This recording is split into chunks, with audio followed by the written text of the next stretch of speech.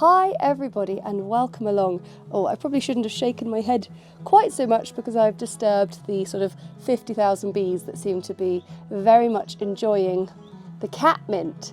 And I thought it's the most predominant flower in our garden at the moment, and I haven't painted it, which feels rude.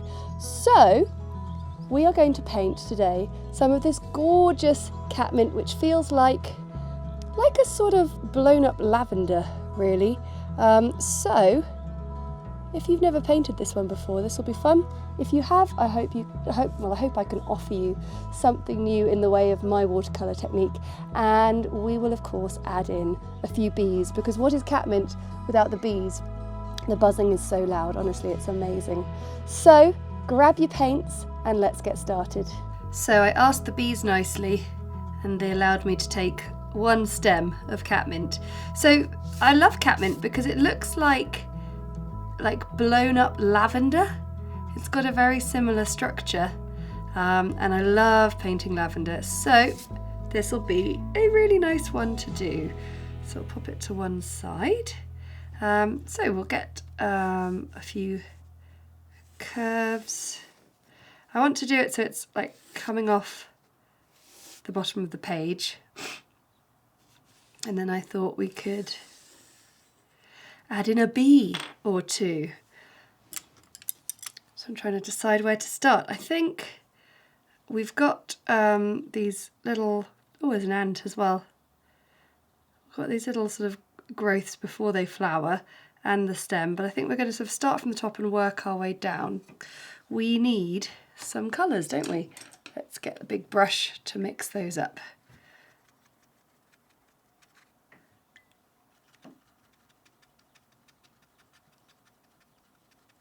Sap green and cobalt turquoise. We're definitely going to need some Imperial Purple. And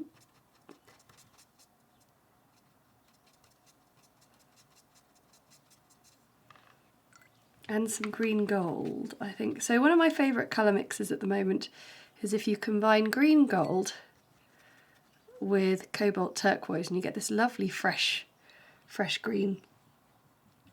And what I'm going to do, so with my size 0 brush, I'm going to start at the top, creating little sort of clusters coming off the main stem. I'm just going to paint a little bit of the main stem. Little clusters of green, very, very pale, because I'm going to introduce purple into this. And I want the two colours to kind of come together but not muddy. So I'm just doing it in a single brush stroke. Fantastic. So I'm basically trying to capture these, or the ant just crawled away. So now I'm going to just flick the brush, just a clean wet brush on that purple.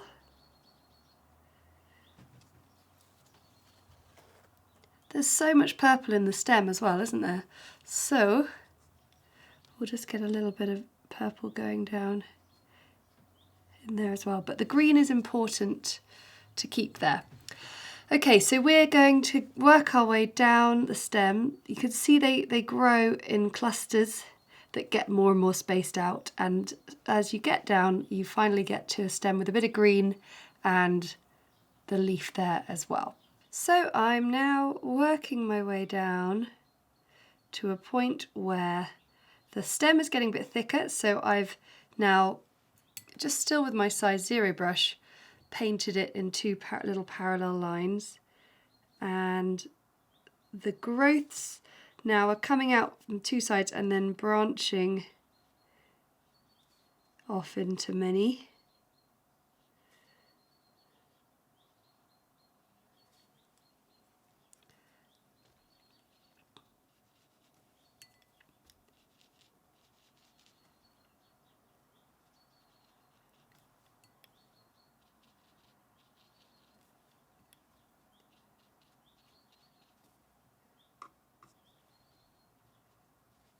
And I've sort of learnt that you can add in the purple in the brush strokes like this, rather than adding a dab and then adding the brush strokes. That's good. And then we've now got the little leaves coming out either side. So I can still use this, but I might just get a little bit more turquoise in the mix there. And I think I'll go up to a size 2 brush.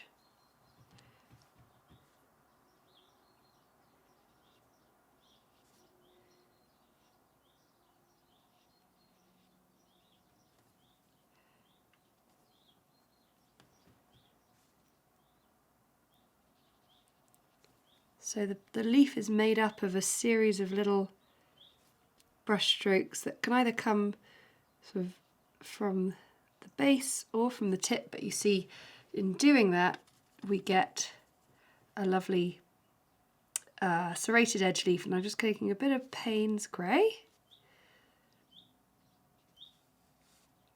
just send a bit of it up the stem as well, and we can carry on. So I've got down to the bottom of a stem sort of junction, and obviously the stem's going to get thicker, but also I've added in a leaf or two. Now on some of your subsidiary stems, if they're not quite as sort of major, they can just have a few leaves as they grow up, and you can just add maybe a few fewer purple clusters. So if you just want to fill in your catmint stems to this stage, and then we can get the next bit done. So we've got our lovely first layer done, and now we're going to, oh, my little ant friend is still here, we're going to pop in these petals of the opened flowers. So this requires a nice vibrant bit of purple, so I'm going to take our Imperial Purple and give it a little bit of a cobalt blue deep boost. Lovely. And maybe a little bit of opera rose actually.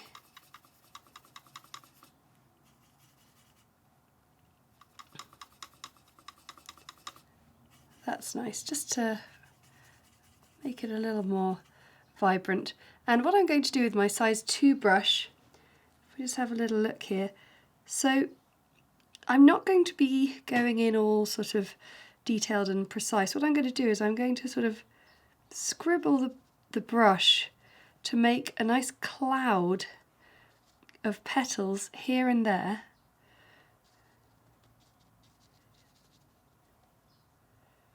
I absolutely love doing this. This is my favourite part of painting lavender, is when it's flowered. It looks so cool. So that's why it's really important to have let your first layer dry. She says as she literally sticks her hand in a wet bit of a wet bit of painting. Goodness me. So yeah, a little bit of petal here and there.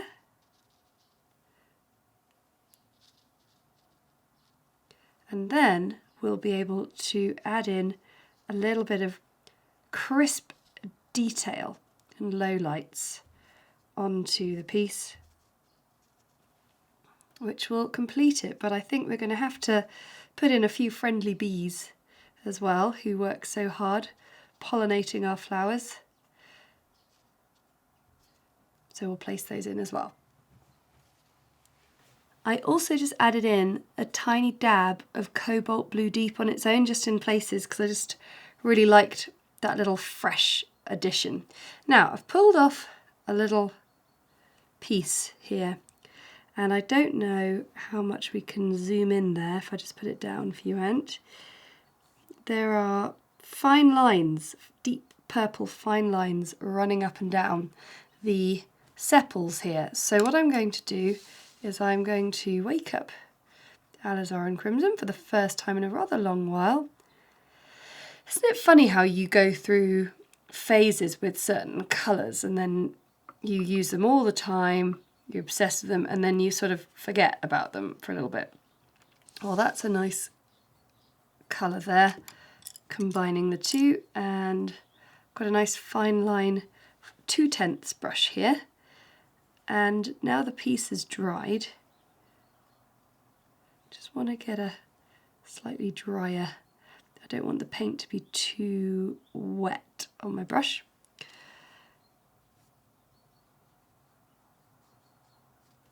I just want to scribble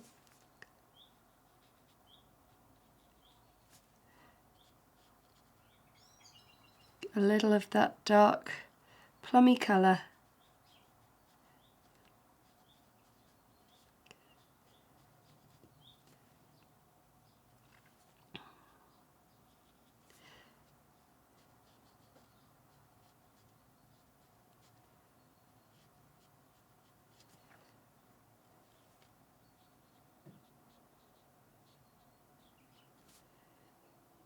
You can run a bit of it sort of down the stem if you want as well, but that's looking really nice.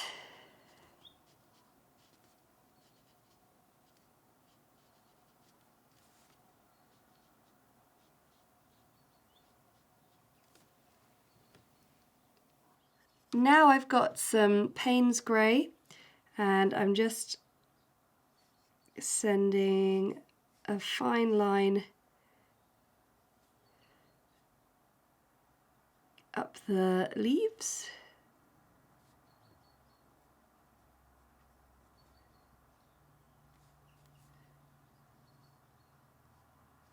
You could use a rigger brush for this, or if you're sort of confident with a fine line brush, then that also works. I never do anything too heavy with this kind of thing.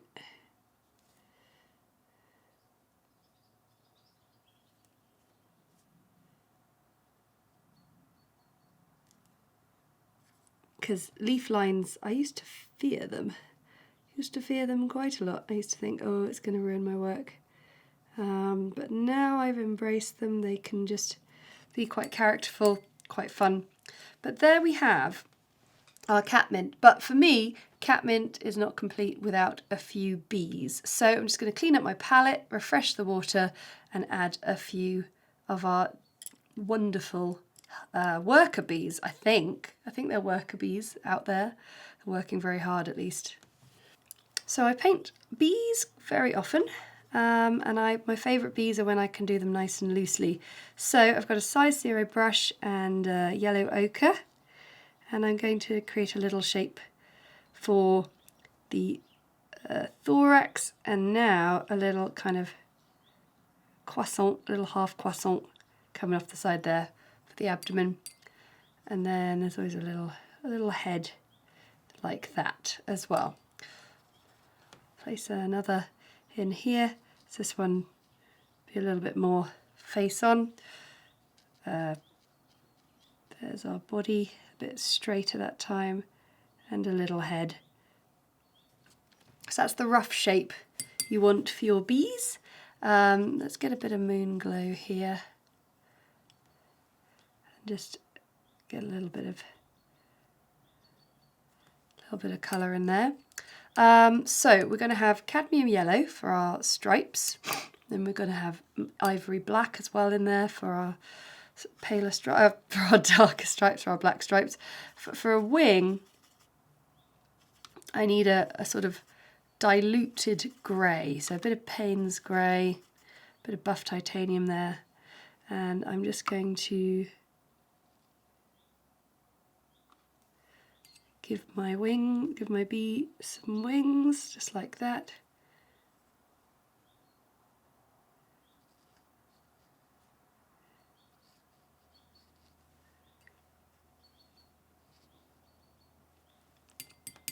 Just keeping it really nice and loose and simple. Maybe I'll pop another one down in here.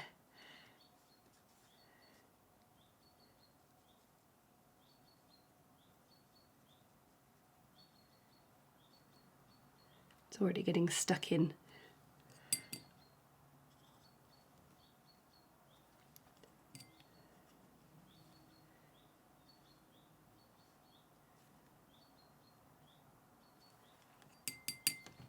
Okay, we'll let them dry and then we'll add in the distinctive bee-like stripes. While I'm waiting for these little chaps to dry, I thought it'd be a great time to just tell you, if you don't already know, about my books. New Botanical Painting is my first book, and it is purely focused on painting flowers in watercolour in this kind of what I call my new botanical style. It's sort of a little bit loose, a little bit detailed, but essentially you capture the spirit and essence of the flower, and it's got so many lovely tutorials, and I just think it would be such a useful addition to my film tutorials if you really want to paint more flowers. Sometimes it's just really helpful to have it step by step as well as on video. I always sound like a proper child of the 80s when I say video. And then the other book, my most recent one, A Year of Watercolour, particularly if you love how insects and animals and plants all kind of work together through the changing seasons. Well, this book tracks the seasons in a series of tutorials, and we just happen to have some lovely, slightly more detailed than what I'm doing today, bee tutorials, and then some of their favourite flowers, and it goes on to nasturtiums there, with extra little tips and tricks of like what you can eat as well as what you can paint. But yeah, we're just really enjoying going through the seasons at the moment. We're in late spring, very nearly into summer, and there's just so much to find. So you can find this and my other books in my Etsy store and in my online shop, and if you want a signed copy, that is the only place you can get one. So signed copies exclusively available in my Etsy store and online shop. Links below to go to those shops right now and get these, and of course the rest of my art supplies that I use, my beloved De Winton Paper Co. Pro Art collaboration paintbrushes. I love these brushes so much. I mean, you don't need me to tell you that because we use them every week and they're just brilliant. So anyway, something to think about if you're inspired to paint along more with me. So let's go for a bit of cadmium yellow. Just sweeping it round. Really, really nice. And then some ivory black. Okay, so this stuff is pretty serious. We don't want too much of it, so get some woken up in your palette well and maybe move it just so it's got a little bit of space there. And what I like to do is let those yellow stripes just sink in for a little bit and maybe look at another part of the bee, so maybe a little bit of the head there. Just into the abdomen and some antennae, maybe a few little feet, but you can see it's just not quite ready for another stripe.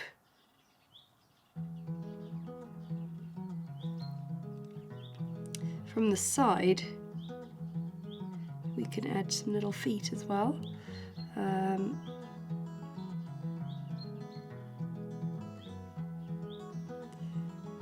then down here.